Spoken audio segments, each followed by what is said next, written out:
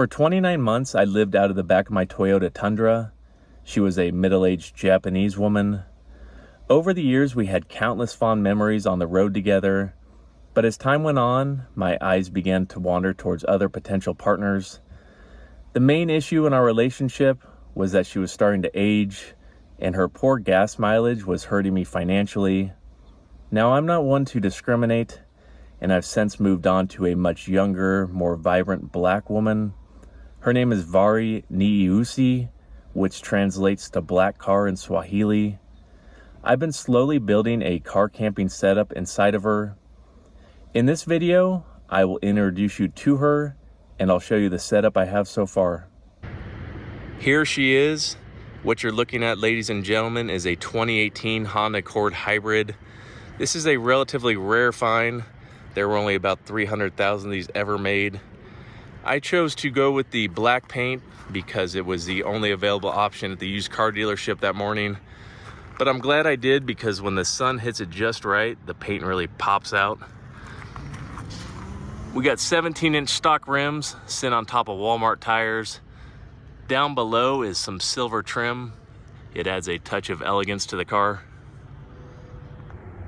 Under the hood, we have a 4-cylinder. We're looking at upwards of 212 horsepower. This thing can go 0 to 60 in 7.2 seconds.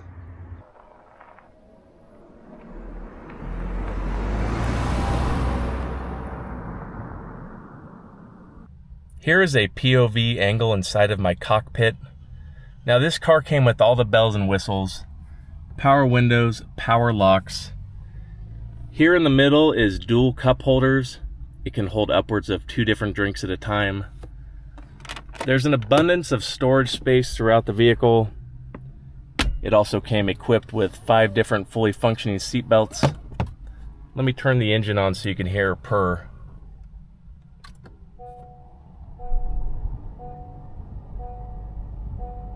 This is one of my favorite features in my Vessel. It is my butt warmer, and it has 3 different heat settings.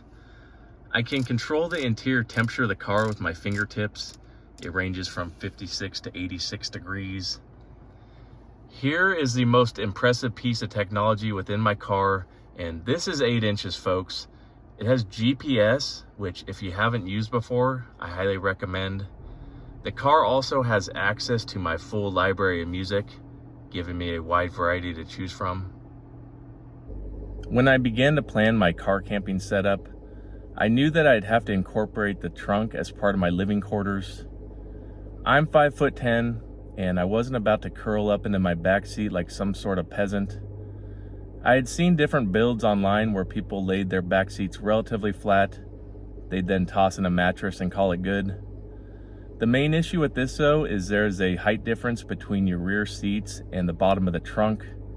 This causes there to be a nasty little lip that sits right in the middle of your lower back. It's rather uncomfortable. My solution for this was just to completely remove my seat backs. With them removed, it gave me a much larger canvas to work with. It also gave me room to install a proper sleeping platform.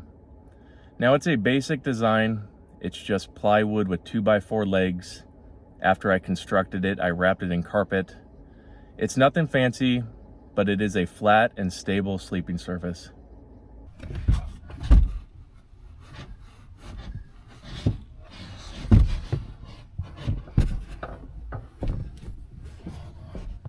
We will start this tour on the outside, and I decided to go with the 4-door model. This gives me multiple entry points into my abode. We'll start here in the rear.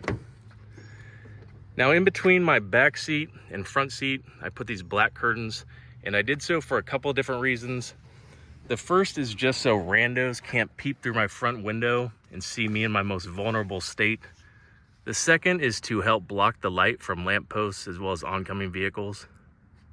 One of the biggest engineering feats I had to overcome when doing this build was how to keep the inside of the vehicle cool during the summer. The obvious answer is just to roll down the window, but when you do that, bugs are just gonna fly in. So I found this mesh netting. It encapsulates the entire window and it barricades it from insects. I also have this little rechargeable fan. It has 3 different speed settings. The battery life on it is decent. but if I'm gonna run it on high all night, I'll usually attach it to a power bank. In between my bed and front seat, I keep a collapsible Coleman chair. Now, its main purpose is to provide me a spot to sit. Here's the moneymaker, ladies and gentlemen. This is my bed. As you can see, it is sitting on top of the sleeping platform. It's covered in carpet to protect my upholstery.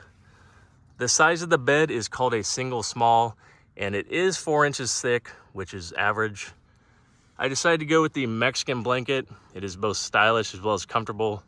My pillow is a Tempur-Pedic. This gives my head and neck the support it needs.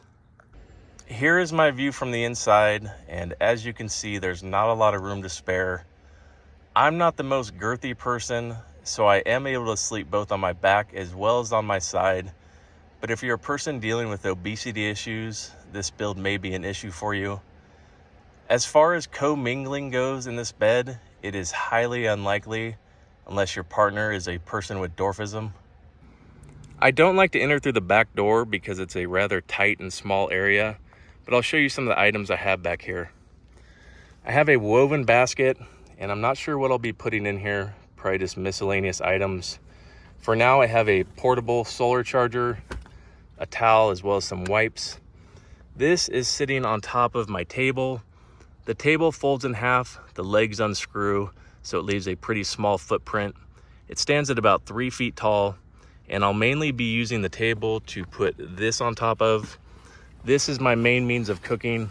It is a portable gas grill. Now, this version is a little bit more expensive, but you get what you pay for. I can put large quantities of my meat and vegetables on there. The flags are the last piece of decor I put in the vehicle.